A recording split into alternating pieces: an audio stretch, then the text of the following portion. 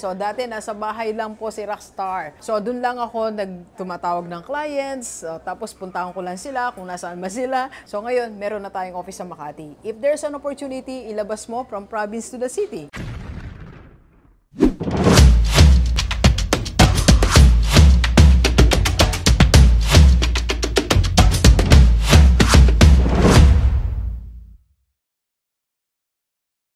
Alright, what is the next level of your business? Pag-usapan natin, let's go, let's go. Sino po sa atin ang business ay 5 years, 10 years, 15, or 20 years na?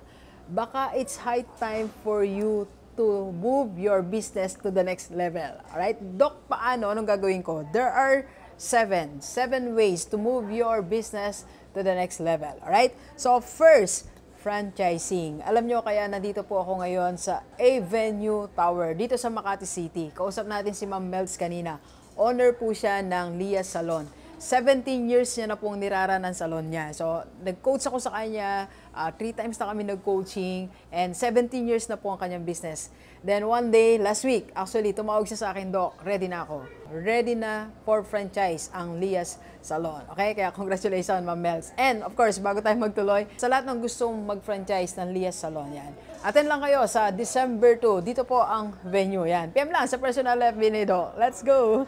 Okay, see you. Magtutok din po ako about business. Alright? So, ipa-franchise na yung business natin. Ibig sabihin yan, yung mga problems, yung system, naayos mo na. In place na ang lahat. And ready na para i-run ng ibang tao. Alright? So, for franchise. So, second, to move your business to the next level is high ticket. So, baka pwede nang iserve mo ang high ticket market. O ikaw mismo, mag-high ticket ka na. That means, mag-a-add ka ng new market segment. Yung mga high-paying clients, baka pwede na sila, di ba? Na-prove mo na naman na okay ng business mo, nakakasolve ka ng problem, nakakatulong ka ng ibang business owners, baka pwedeng move ka na to the next level. Alright? And third po, ito. Baka from home office, pwede ka nang lumabas sa bahay mo.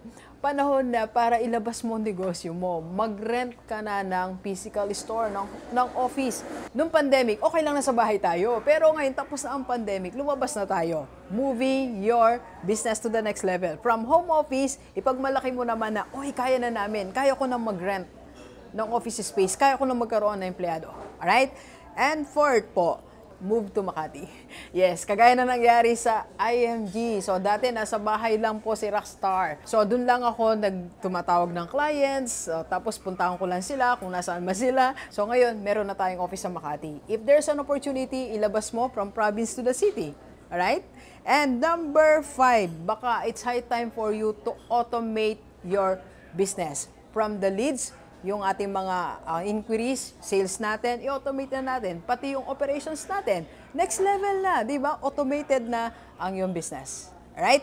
And number 6 po, build strong social media platforms. So baka panahon na para pagtuunan mo ng pansin, ang social media platforms mo, magkaroon ka ng social media manager.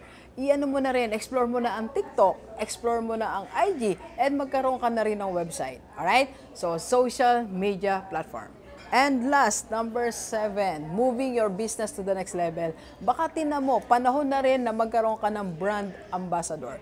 Meron po ako nakikita mga negosyo na ngayon may brand ambassador na, mga artista. Hindi naman kailangan na artistang sikat na sikat, diba? Baka panahon na para budgetan mo ang yung brand ambassador. Alright? So, Delivers, madami pang paraan to move your business to the next level. Ang mahalaga, umaangat ka. From this level, going to this level, ibig lang sabihin po niyan, nagkakaroon na ng success ang business mo. Okay? Nagkakaroon ka na ng profit, nakakatulong ka na sa maraming tao. Alright? Let's go, let's go. Copy po tayo. Copy po. Thank you for watching. We are inviting you to attend our free webinar on how to save and invest the right way and how to avail sa Kaiser. PM na sa personal FB ko po.